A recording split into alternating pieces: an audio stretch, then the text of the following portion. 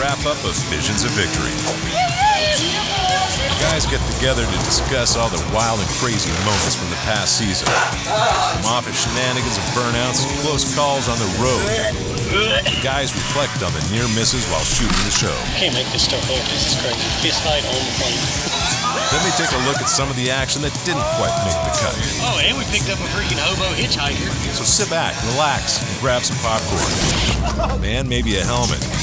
Because this is the Visions of Victory Roundtable Spectacular. After a full and hectic year, we finally got some time to sit the guys down for a quick chat to get the truth about what exactly happened and what the camera didn't show. Finally made it, the end of 2017, Visions Victory Roundtable. We're going to have some fun tonight. We're going to go over all the stuff that nobody got to see. Well, some of it. Yeah, we'll go over what we can show. All right, so obviously I think to get this thing started, we start with the most memorable, most exciting, craziest Visions Victory of the year. $500 car, basically. Oh, man. And I think, actually, it started, Manny was the first one to buy one, bought that sweet. Manny committed. Yeah, I remember all my friends was like, yeah, we're going to get one if you get one. His looked like it came straight out of AutoZone. Had a bullet shifter. But seriously, let's get this thing kicked off. The episode begins with a friendly race, which quickly starts to deteriorate. Where's Manny going? Where's Manny going? When Manny decides to pull out into traffic with no real legitimate reason. Y'all see that, dude? That funny huge turn. Was the steering wheel locked up? Bro, these wires freaking got hung up right here on the thing. I think we better just call it a day. I'll be honest with you. Let's go put these things up. I've had my gas pedal hung up before, and I did not have that look on my face. Zero panic. What's crazy to me is say something was messed up on the truck. Whenever he swerved out into a main highway, he never even looked down in his rearview mirror, his side view mirror, never looked over his shoulder. He just turned. No, that bike got bad. You can be honest, but just tell was the pedal stuck, or did you just not look? Both.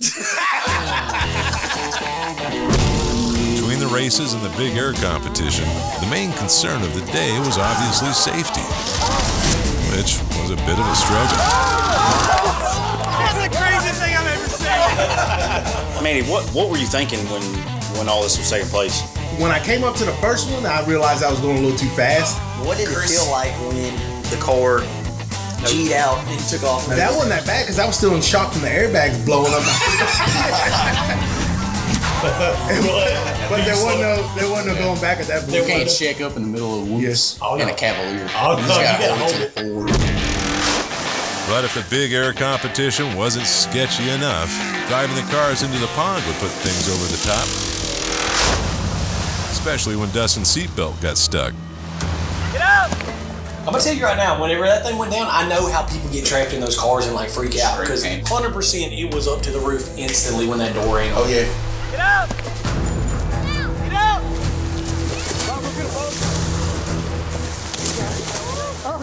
And then it goes under. Bro, there's like 6 people that jumped in the water after you. Let me just chill for a second. Let me find this button and get myself out of here. But I know how people freak out. Dude had me nervous when I see his head bob out and I could tell the seatbelt wasn't on. Who would have thought a door would have made a difference in the car sinking in 3 minutes or 10 seconds? Did it skip at all? Yes. One time? Yes, once. Yeah, that's all I care about. If you have ever wondered what the stipulations on a rental car agreement consist of, this would be a good time to listen in. And make sure to always pay extra for the premium insurance. I call it rental condo while we were out there. I feel like that was I feel like that's a good name for this segment. Well, the rental car started as like going into the park early and slamming the doors, stuff like that. And then like with our group, it just kind of one up each other and that's like fun. Come on, Josh. Huh? That's quite the sequence. What's happening? That's why they always tell you never buy. It's not nowhere in the fine print. No. Rental's like you drive the car how you want to drive it, but you won't drive yours because you have to pay. That's exactly right. You drive it like you always wished you could drive your own. Just as I suspected. What happened? Flat as a flitter. But there is always a flip side. You see hunks of tread missing out of this thing. I'm gonna say that one saw some sliding. Bro, them tires was so chewed up, it literally just went flat driving it. And people are gonna laugh at us, and they're gonna make fun of us. There's been more than one occasion this year that I can think of that we brought keys back to the rental place and no vehicle. And in fact, brought a vehicle back and no keys That also happened. This story starts in the wee hours of an airport with a couple of guys who showed up late. How you doing? What's your name? Jeanette. I mean, this is an adventure to me. We missed our flight. It freaking is what it is. Oh, and we picked up a freaking hobo hitchhiker. She said, I want to go to Phoenix too. He said, freaking, come on. Completely random chick walks up to 3 guys and said, hey, can I ride with y'all to Phoenix? And I said, like literally, we drive through the middle of the day, we could lose your body out here. And make nobody know. She's like, I don't care, I'm willing to chance it. Literally, there's no way this could go wrong. She had a bag full of axes, 1 chainsaw we put in the trunk. Dropped the car off. We're in line to get on the plane. And I'm like, what are these keys? It was the keys to the rental car. I think I was joking. Rando. Completely. Going down the road. When we take care of rental cars, we take care of... We drive the speed limit. We drive the speed limit. Traveling across the country is hard enough as it is. But add a group of guys that spend too much time together, and well, it makes for some interesting trips. Get off me. No, sock ain't just a sock to me. So when I get stuff on my hands, I just do this. Or if I get stuff on my lips. And sometimes you make your own entertainment. Yeah, baby. Wait, no, I gotta wait on Quinn. You ready? Cheers. Like eating a scorpion that was encased in a hard candy shell. Which can't be a terrible idea.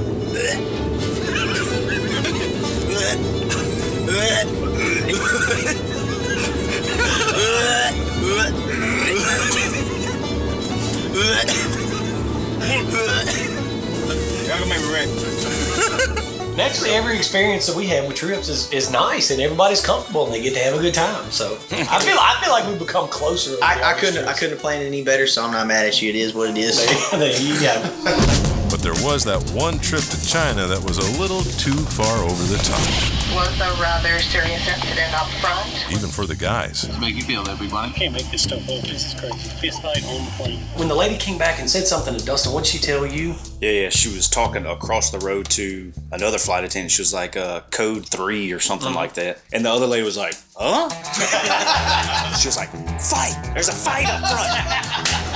Completely offloaded the plane. All I know is I was napping good. It was almost dinner time. I had drank some dream water, so I could barely hold my eyes open. I literally laid down on the hard concrete floor. And there's a lady walking around with a camera. I'm like, I'm a pro at this. I had no clue what had happened except what we kind of heard from the flight attendant and like seeing what was going on. But I was like, I know everything that happened. Let's talk about this. I don't know where we're gonna go from here, but this trip is already getting wild. The guys finally made it to China. We in Beijing, boys.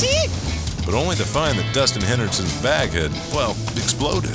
These clothes are scattered around the conveyor. To this day, I still don't know if I got all my clothes. So I told them I found some other experience. I said, y'all about to give me a new bag. That's where it gets good. Y'all give me a new bag. So I found like the little customer service area. So they found like a random bag with somebody else's stuff in it and just gave it to me. Just got some brand new luggage. I trashed mine out. I was over there. And so they walk in the back, and I can see them through like the window of the service thing, and they're back there got somebody's bag open.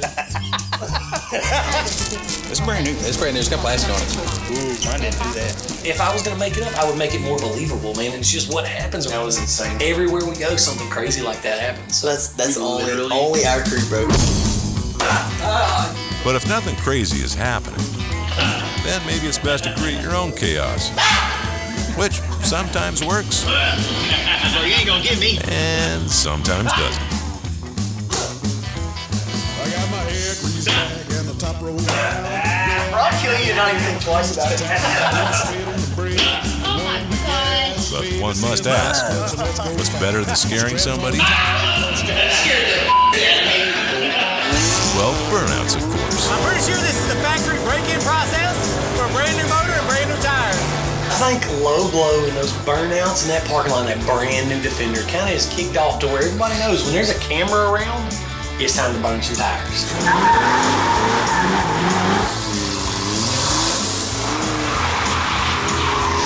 I just always see Quentin. Like when there's tires marks everywhere. Yeah, it was bigger. If you look at the width of the tire, it was definitely cool. I did it on city property. You gotta have some tire burn in your life to the point to where we're not allowed to do them at the shop hardly anymore out front. sometimes the results of trying to get a cool shot are a little too close for comfort. Especially when you built 2 matching X3s for Ken Block. And so there was a little, we showed some driving because we had to show what cars would do with the handbrakes and that, but me and Manny spent a little more time out in the field than what it showed. And believe it or not, Manny almost totaled one of those cars. What you mean, Manny? The goal was to get a shot of both cars sliding into frame together. Woo! That was close. So did that set the tone for the rest of the test run, or did it ramp back up? Well, you kind of back it down after that when you have that real close call. You know what I mean? We'll just go home and take a nap. We're over here doing too much. And then later on in the same episode, a questionable idea turned into what is known as the Sahara Stash. I kicked it off. He kicked it off. He showed up at work one day with this ratty mustache. So what would you call the mustache that you brought? Oh, dirt squirrel. But not everybody was exactly sold on the idea. You've been working on that for so long and it's gone. I just didn't want to. Like, I was connected to the beard. There was an emotional attachment. That progression that night of yours, because you had probably the biggest beard, but it went from KFC 4-piece. That's right. Through the course of the year, the guys were able to have some unique experiences, to say the least. That's definitely coming down. Small rotation at 2 o'clock. From snowmobiling in Canada to building a racetrack in China, and even getting to enjoy some free time in Mexico. That's crazy. That is crazy. You don't like that one. One thing that I really enjoy that we get to do is getting to drive vehicles before they ever come out. Come on, go! Yeah! But what's really cool is Can-Am brought us out to their mud launch for the Maverick X3 XMR. Got a brand new machine with 4 miles on it, and we're just holding it to the floor. And brand new Can-Am is freaking bad to the bone, dude. Man, I tell you right now, those rentals that they gave us and that thing did not go home the same as they brought them, that's for sure. It ain't made for crawling. It's made for skinny pedal downs. They're like, hey, you think you can go through this hole? We're like, yeah. Whoa, look how that's rocking back and forth. It makes for good stories, man. When you sit back and think about all the stuff that we've done this year, like especially sitting around tonight, you realize how much cool stuff we've got to do. It's been a fun year, for sure. It's been a fun year. Perfect storm. And what's crazy is it ain't over yet, boys. With a new season of Visions of Victory right around the corner, the guys have been working on their schedule, but they're going to need some of your help. And you guys keep this going, man. Y'all are the reason that we're making these videos and kicking all this cool stuff out. So we want to get you involved. We're giving you the opportunity to decide what we're going to do for 2018. So we can do builds, we can get more races, we can do destination riding. Whatever you guys want to see, man, we're open to it. So give us some feedback, tell us what you want to see, and let's rock in 2018. Hey, boom! So to give your idea a voice, leave your suggestion in the comments. And who knows, maybe you will even get a chance to be on one of the new episodes of Visions of Victory. Alright, ready? Alright, Squirt. I'm trying to get it down, she just wants to sit on the table. So, one thing I know we need to talk about that we need to cover tonight is the cameraman wanting to be involved with videos. And so how many times, including tonight, has Josh set the camera down on really strong footage? Bro, I got one even stronger than that. Okay. Remember we was in China? And we were making hot laps around the course we just finished. Oh, yeah. Oh, and Josh was the pro driver.